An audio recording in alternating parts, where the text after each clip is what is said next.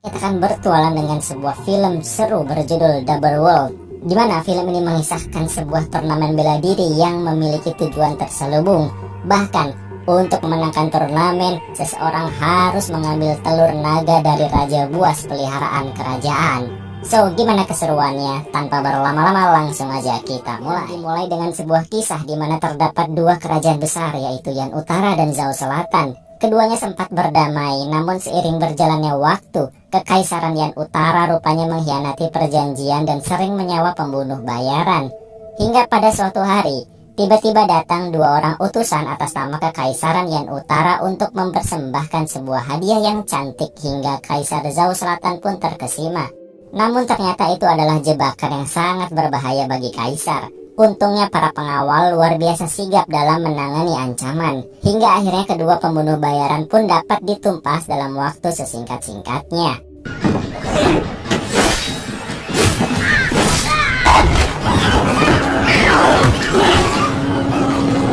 Setelah kejadian itu, Guan, sang guru besar, memberi usul pada Kaisar untuk segera mengadakan turnamen bela diri dengan mengundang seluruh klan dari wilayah Zhao Selatan yang semuanya berjumlah 8 klan. Tujuannya adalah untuk merekrut yang terbaik dari yang terbaik untuk dijadikan jenderal perang dalam menghadapi kerajaan Yan Utara.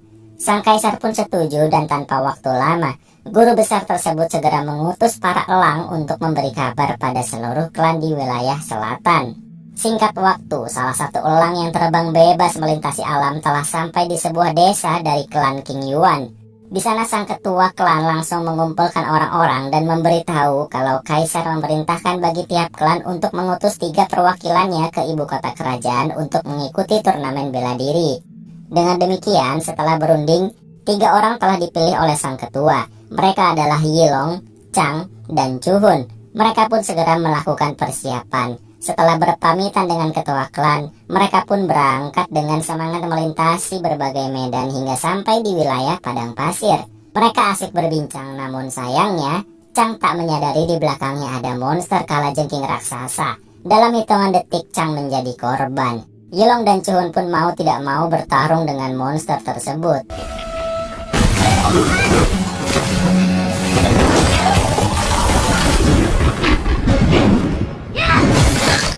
Hingga akhirnya Chuhun berhasil memotong salah satu capit yang membuat kedua monster tersebut kabur. Perjalanan pun harus segera dilanjutkan. Mereka memutuskan untuk merekrut orang baru seiring berjalannya petualangan. Hari semakin gelap dan malam pun tiba, lalu mereka berdua beristirahat. Namun di tempat berbeda alias di istana kerajaan Zhao Selatan, ternyata guru besar Zuan adalah seorang pengkhianat yang bekerja sama dengan kerajaan Yan Utara untuk menghancurkan kerajaan Zhao Selatan dari dalam. Dimana pada intinya, rencana jahatnya akan segera berjalan setelah turnamen bela diri selesai di ibu kota kerajaan. Keesokan harinya, Yilong dan Chuhun masih berjalan melintasi padang pasir. Namun rintangan belum berakhir. Badai pasir besar tiba-tiba menyambut mereka. Keduanya pun langsung mencari tempat berpegang untuk berlindung. Di tengah badai besar tersebut, Yilong melihat seseorang teriak minta tolong. Ia pun segera menolongnya dengan dibantu oleh Chuhun dan bertahan hingga badai pasir pun berakhir.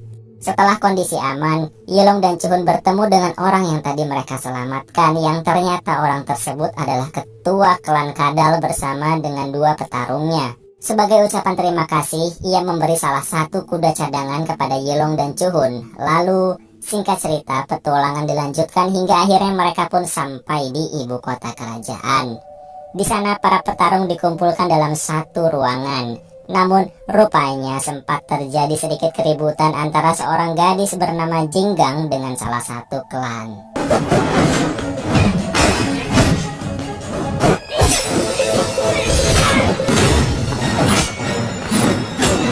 Hingga akhirnya mereka berhenti saat mengetahui kedatangan guru besar Guan yang tanpa waktu lama memberi sambutan sepatah 2 patah kata pada para kesatria yang akan mengikuti turnamen bela diri. Turnamen akan dilakukan esok hari. Sebelum itu, Yilong dan Chuhun berjalan keliling kota hingga bertemulah mereka dengan Jinggang yang menyadari bahwa Yilong dan Chuhun kekurangan orang. So dengan demikian ia pun menawarkan diri untuk masuk ke dalam tim mereka. Awalnya Chuhun ragu, namun akhirnya setuju hingga sekarang mereka pun lengkap 3 orang sebagai tim. Singkat waktu tibalah esok hari di mana turnamen diadakan dengan sangat megah. Seluruh kesatria berbaris menurut klannya masing-masing di sekitar arena dan dikelilingi oleh banyaknya penonton dari ibu kota kerajaan. Misi di hari pertama adalah mereka harus berlomba mencapai tepian di seberang mereka. Hanya 3 klan tercepat yang dapat melaju ke babak berikutnya. So, babak pertama pun dimulai.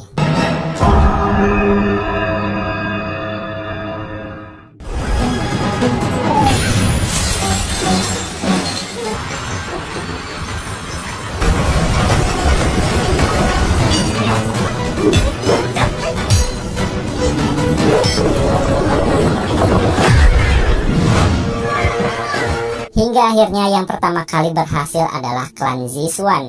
Lalu berikutnya alias di urutan kedua adalah klan King Yuan. Dan di urutan ketiga ada klan Falcon. Dengan demikian babak pertama pun usai. Malamnya mereka kembali berbincang agar saling mengenal satu sama lain dan beristirahat hingga tibalah esok hari di mana babak kedua dimulai.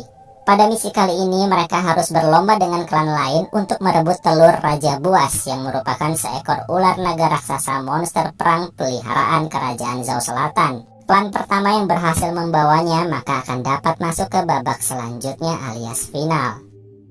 Klan Ziswan, klan Falcon, dan klan King Yuan singkat cerita sudah berada di dalam sarang sang monster. Ternyata di dalam gua banyak tumbuhan buas dan beracun.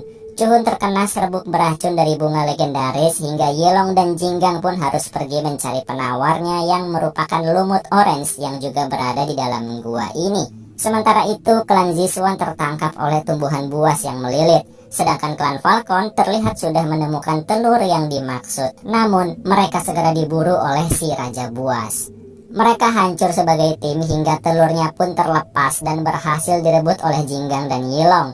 Mereka berdua dikejar oleh sang naga. Dengan terbirit-birit mereka terus berlari ke sana kemari demi menyelamatkan diri. Namun mereka sempat terjebak bergelantungan berada tepat di atas kepala naga, di mana ternyata di atas kepala naga tersebut terdapat lumut orange yang akan digunakan sebagai penawar bagi Chuhun. Mereka pun mengambilnya dan melanjutkan pelarian hingga sang naga yang terlalu bernafsu tersangkut di celah yang cukup sempit. Sementara Chuhun sedang diberi obat penawar. Melihat sang naga tersangkut, Yelong bukan memanfaatkan kesempatan untuk kabur. Ia justru menolongnya agar terlepas dari celah sempit tersebut dengan alat seadanya. Setelah itu ia pun mencoba berbicara dari hati kepada sang naga bahwa ia memerlukan telurnya sebagai syarat dari turnamen kerajaan Zhao Selatan. Dan apapun hasilnya nanti, baik menang atau kalah di final, Yelong berjanji pada sang naga akan mengembalikan telur tersebut. Ajaibnya sang naga pun seperti paham dan merasa punya utang budi padanya hingga mereka pun selamat keluar dari sarang Raja Buas tanpa kekurangan apapun sekaligus membawa telurnya ke ibu kota kerajaan. Tanpa basa-basi, guru besar Guan pun memberi selamat pada mereka, namun ia menjelaskan bahwa di babak final hanya ada satu pemenang yang akan diberi gelar Jenderal Perang Kerajaan Zhao Selatan.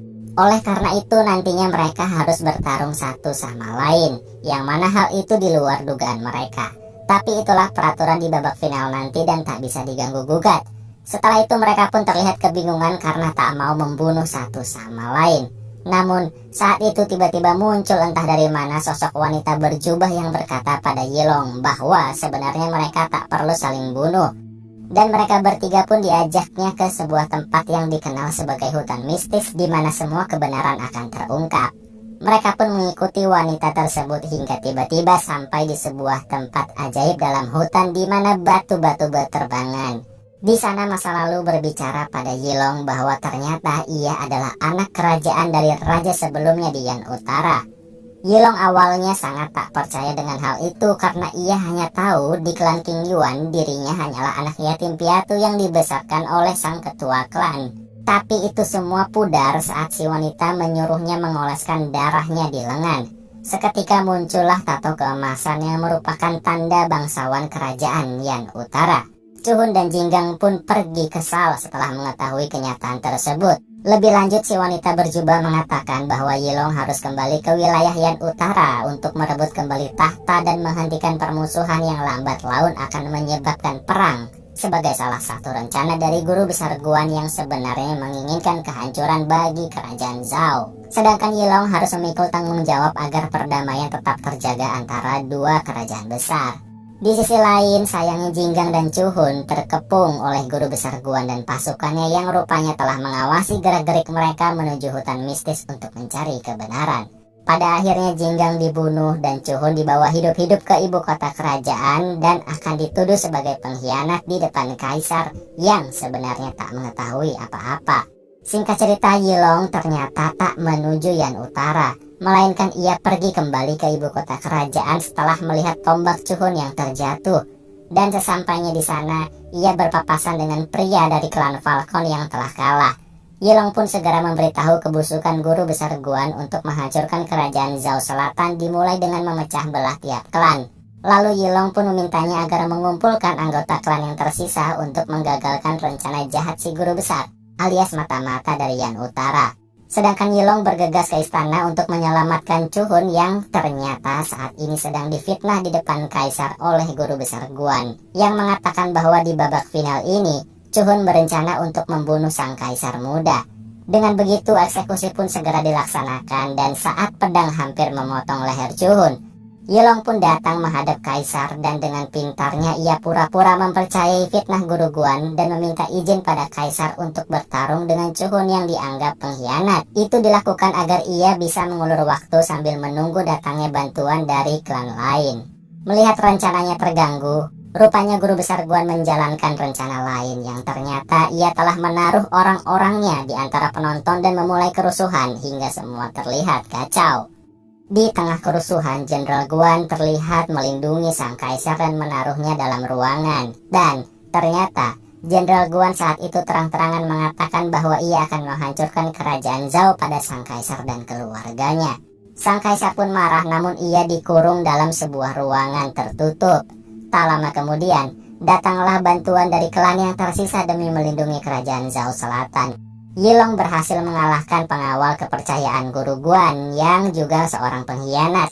Pertarungan pun semakin menjadi-jadi. Rupanya guru besar Guan sudah mempersiapkan mekanisme untuk membakar istana dengan memenuhi sumber air istana dengan zat mudah terbakar, yang tujuannya agar seluruh kerajaan Zhao Selatan habis dilahap api bersama sang kaisar.